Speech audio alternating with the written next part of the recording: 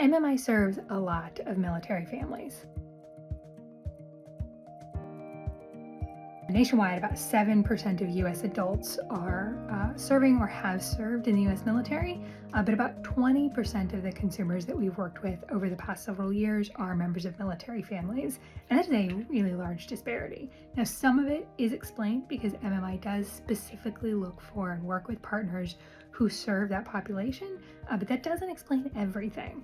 And so a lot of it really comes down to the fact that military families face greater financial challenges and different financial challenges than civilian families.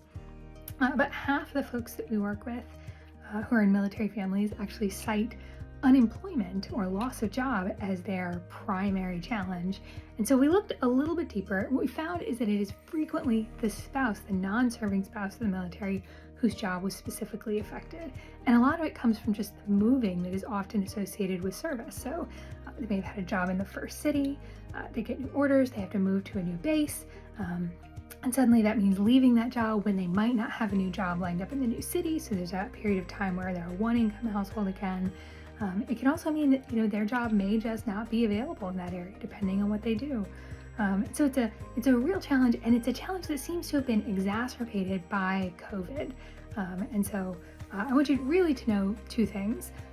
First, that help is available. If you live near a base, have access to a base, financial assistance is available on base.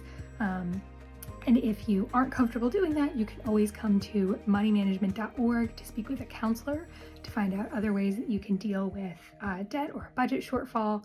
The second thing I want you to know, though, is if you are a member of a military family, if you have served or are serving, thank you for your service. MMI deeply appreciates what you've done for our country.